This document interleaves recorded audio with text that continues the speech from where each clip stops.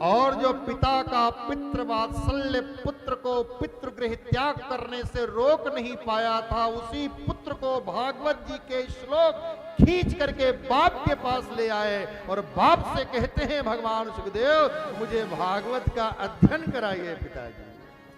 आज जरा विचार करो उस पिता की खुशी का क्या ठिकाना न लगा होगा महाराज। कितनी प्रसन्नता हुई होगी कि मेरा बेटा मुझसे कह रहा है कि मैं भागवत का अध्ययन करूंगा। और धन्य है वो संतान जो पिता के संस्कार का वारिश होती। संपत्ति के वारिश तो बहुत हो जाते हैं महाराज, लेकिन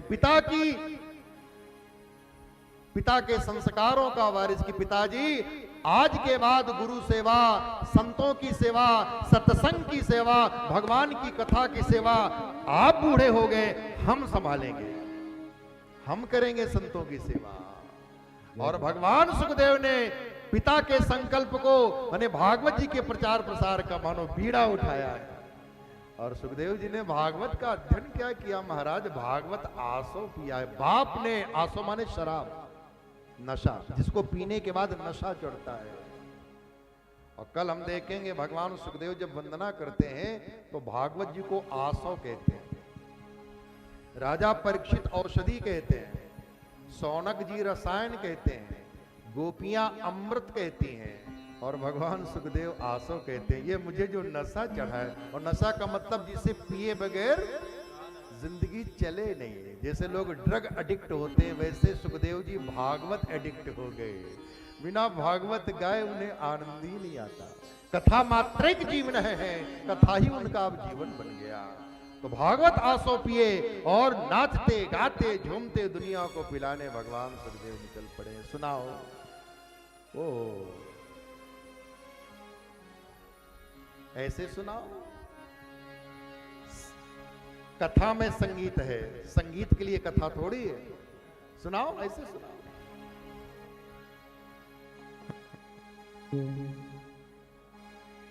कोई पीवे कोई पीवे,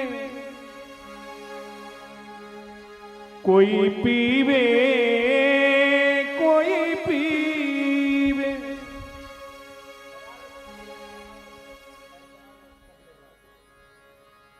कोई पीवे संत सुजान, नाम रस मीठा है, नाम रस मीठा है, नाम रस मीठा है। कोई पीवे कोई पीवे, कोई पीवे कोई पीवे, कोई पीवे संत सुजान, नाम रस मीठा है, नाम रस मीठा है, नाम रस मीठा है, नाम रस मीठा है।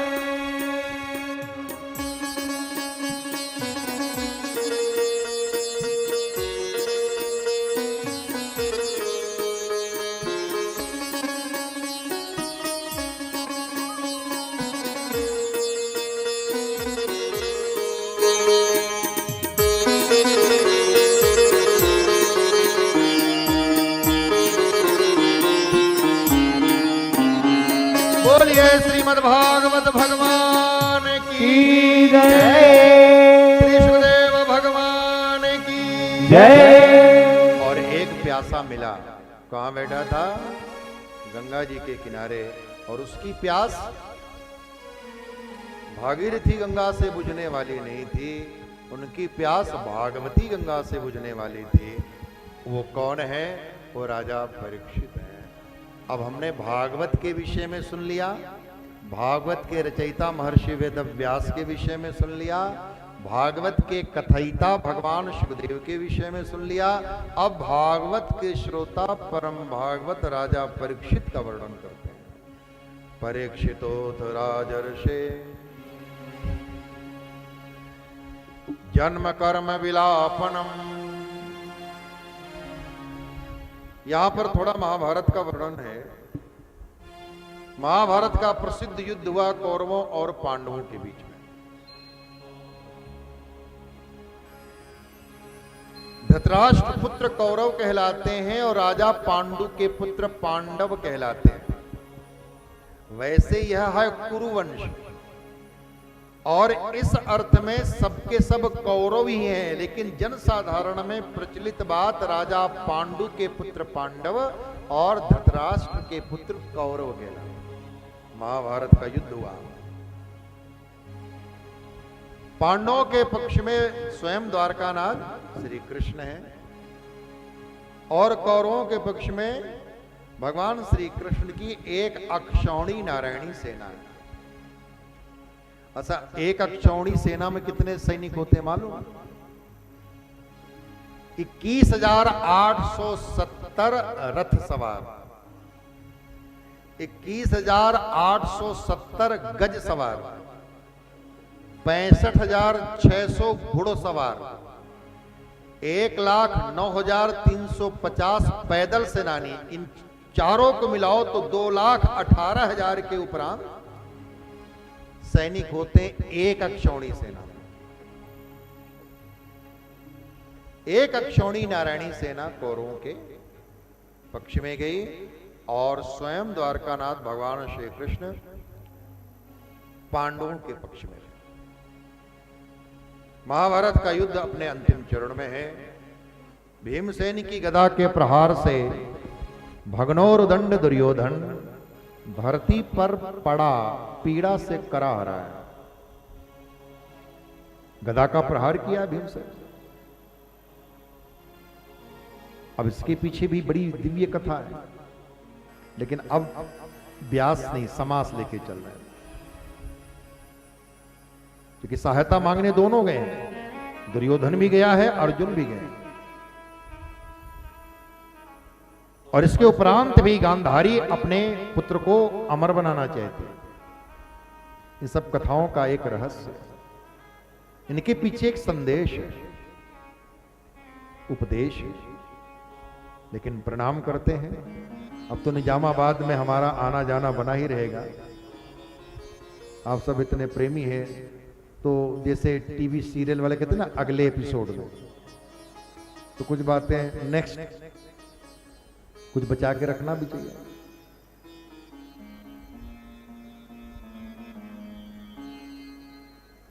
गांधारी अपने पुत्र को अमर नहीं बना रही है, गांधारी अधर्म रूप दुर्योधन को अमर बना रही है, और भगवान का अवतार हुआ है धर्म की स्थापना के लिए।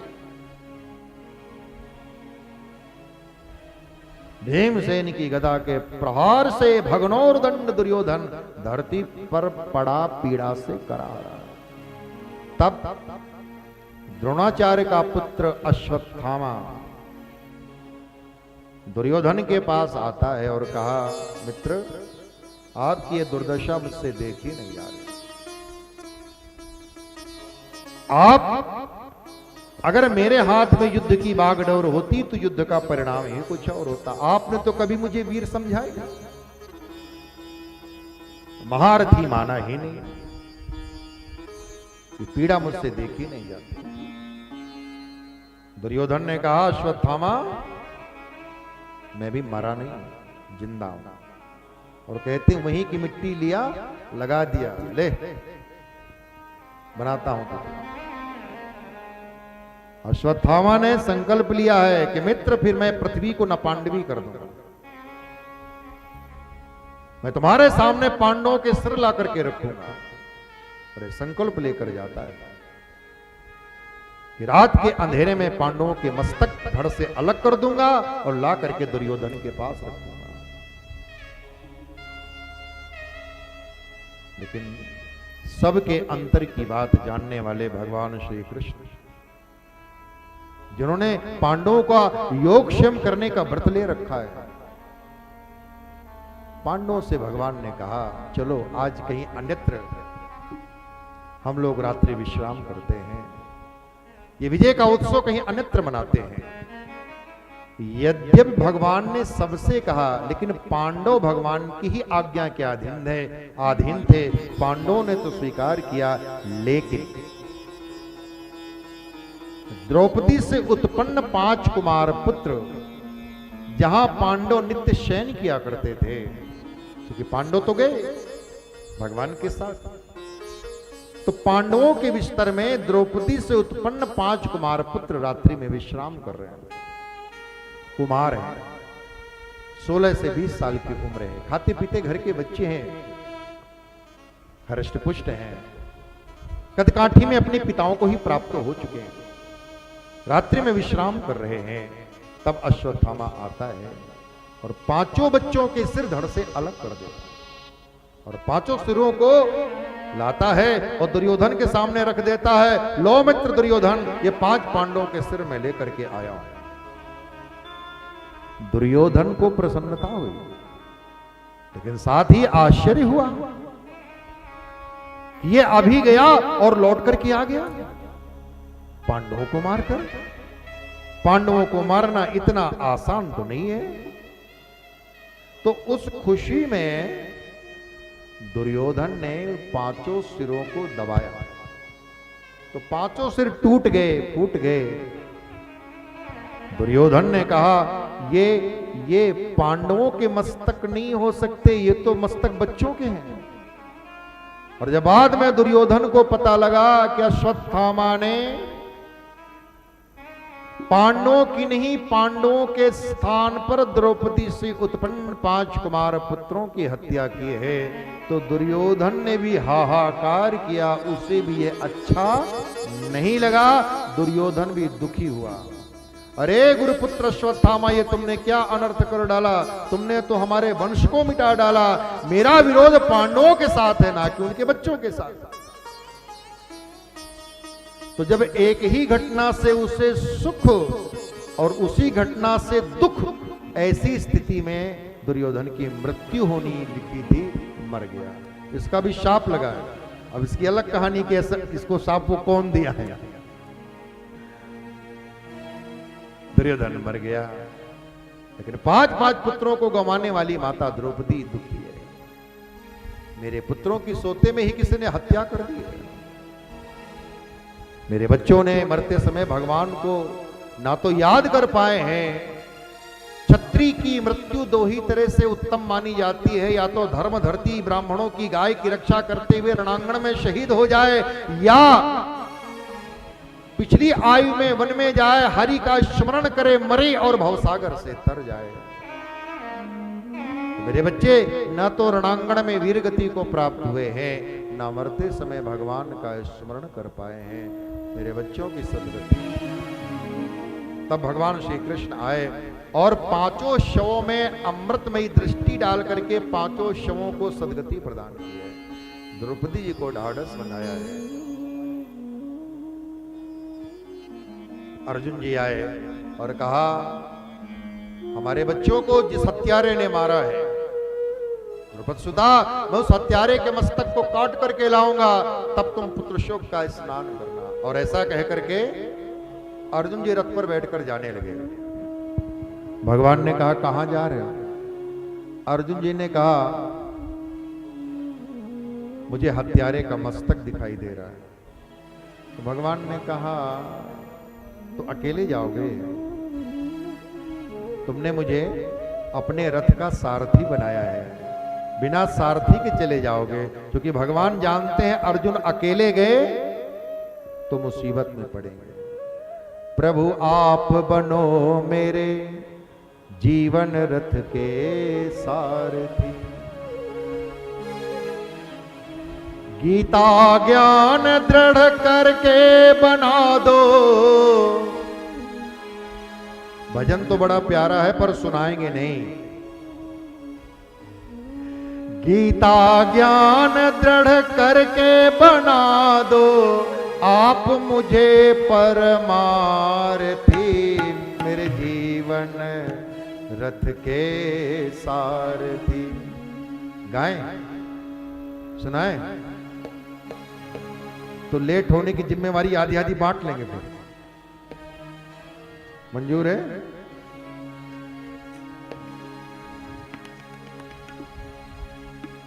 कर्म करो निष्काम हमेशा, कर्म करो निष्काम हमेशा, करो कभी ना फल की आशा।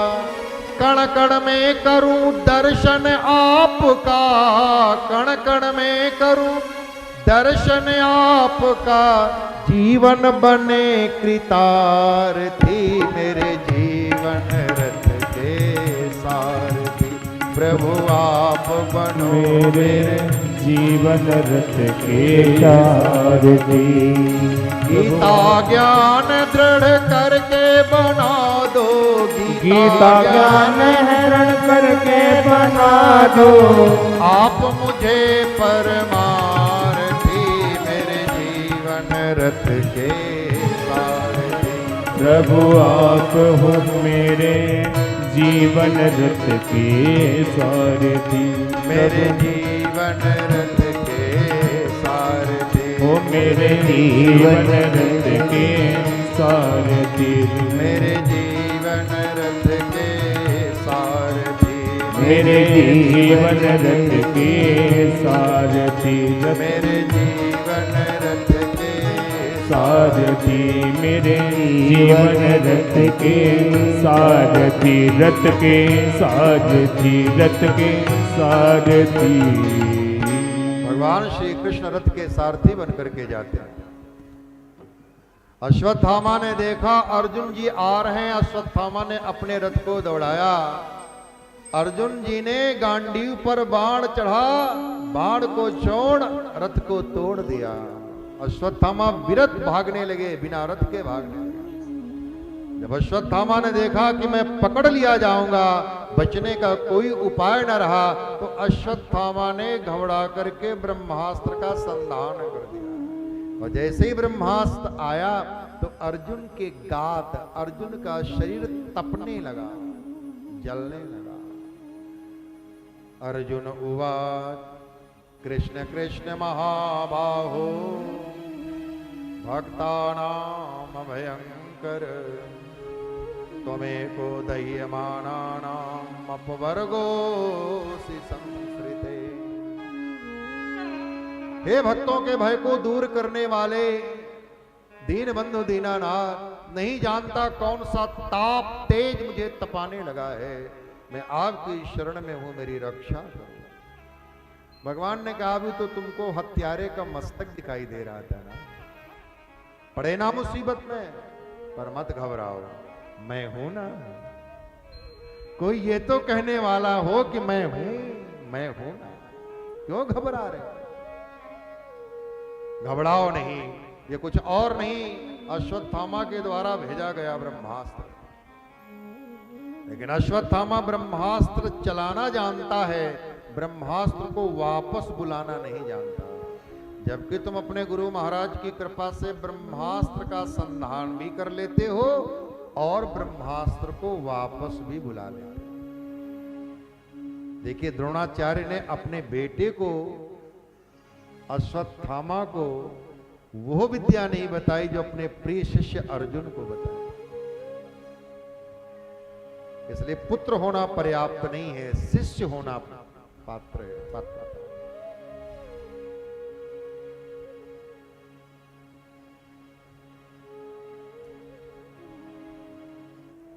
हमारे शरीर के बाबा जी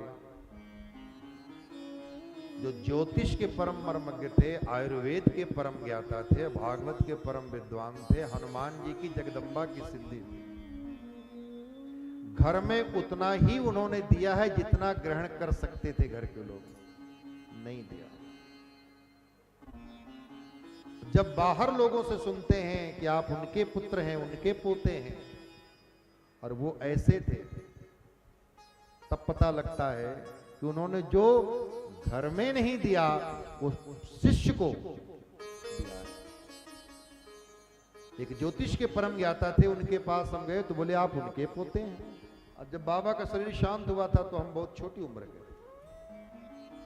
बोले वो तो हमको पुस्तक देखनी पड़ती है किसी के भविष्य को जानने के लिए, वो तो ऐसे सामने बैठे पूरा भविष्य बता देते। तो ज्ञान शिष्य परंपरा से निश्चित हुआ है, शिष्य परंपरा से, गुरु शिष्य परंपरा से आगे बढ़ता है। पुत्र होना यह शर्त नहीं है, पात्र होना शर्त है। एक नाद वंश है कि बिंदु वंश है। आध्यात्मिक ज्ञान के लिए पुत्र नहीं पात्र होना है। जब तक माता पार्वती पत्नी है तब तक भगवान शंकर ने कथा नहीं सुनाई। जब माता पार्वती कहती है तुम त्रिभुवन गुरु वेद बखाना, आन जीव पामर का जाना, विश्वनाथ मम नाथ पुरारी, विश्व के नाथ सौभाग्य से मेरे नाथ है, मेरे पति है, इसलिए मुझे कथा सुनो। जब शिष्य बन करके सामने बैठी है तब सुनाया है। भगवान कपिल ने माता देवहूति को तब तक उपदेश नहीं किया जब तक माता देवहूति शिष्या नहीं बनी। अर्जुन सखा है लेकिन अर्जुन को तब तक भगवान ने ज्ञानोपदेश नहीं किया जब तक अर्जुन शिष्य नहीं बने। शिष्यस्ते हम शादिमाम त्वाम। तो आध्यात्मिक ज्ञान के लिए शिष्य माने जिसमें सीखने की, समझने की आतुरता है, प्रबलता है, समर्पण है और गुरु की एक एक बात को आदेश मान करके स्वीकार करता है। तो अश्वत्थामा को गुरु द्रोणाचार्य ने वो विद्या नहीं सिखाई जो अपने प्रिय शिष्य अर्जुन को सिखाई है। इसलिए तुम अपने गुरु महाराज की कृपा से ब्रह्मास्त्र छोड़ना भी जानते हो और ब्रह्मास्त्र को वापस बुला लेना जानते हो। इस ब्रह्मास्त्र के सामने अपने ब्रह्मास्त्र का संधान करो, फिर प्रार्थना करके दोनों ब्रह्मास्त्रों को वापस बुला लो। और भगवान की आज्ञा प्राप्त करके, भगवान की आज्ञा प्राप्त करके अर्जुन जी ने वैसा ही किया और फिर दोनों ब्रह्मास्त्रों का कर्षण कर दिया। अब तो अश्वत्थामा के पास बचने का कोई उपाय न रहा। दौड़ करके अर्जुन जी गए और झपट्टा मार कर अश्वत्थामा को पकड़ा और तलवार निकाल करके जैसे सिर छेदन को हुए, दृष्टि पड़ी भगवान गोविंद पर। प्रभु मुझे क्या करना चाहिए? भगवान ने कहा ले चलो। इसका निर्णय द्रुपद सुता द्रौपदी जी के समक्ष करेंगे। और अर्जुन जी ने रस्से में बांधा। कुछ लोग तो कहते हैं घसीटते हुए लाए, लेकिन हम इतना अनादर नहीं करेंगे। गुरु द्रोणाचार्य के पुत्र हैं। अश्वत्थामा को रस्से से बांधा और रथ के पिछले भाग में डाल दिया और ले आए, धक्का मार करके रोती हुई द्रुपद सुता के सामने खड़ा कर दिया। लो द्रुपद सुता, ये हमारे 5 पुत्रों का हत्यारा। रो रो करके आंखें लाल हो चुकी, केश बिखरे हुए हैं। जैसे ही बहते हुए आंसुओं को इन उंगलियों से, पलकों में इन उंगलियों कर करके बहते हुए आंसुओं को निचोड़ा और आंख खोल करके देखा तो सामने गुरुपुत्र को पाया। अबाक रह गए। गुरुपुत्र, आपने ऐसा किया? और फिर दोनों हाथ जुड़ गए और जोड़ करके गुरुपुत्र अश्वत्थामा को प्रणाम किया। तथा हृतम पश्वत पाशबद्धं अवामुखं कर्म जुगुप्सिते निरीक्ष कृष्णापकृतं गुरो सुतं वामस्वभावा कृपया नना। और बोली उवाच चासहन्त्यस्य बन्धनानयनं सती मुच्यतामे ब्राह्मणो नितरां गुरु।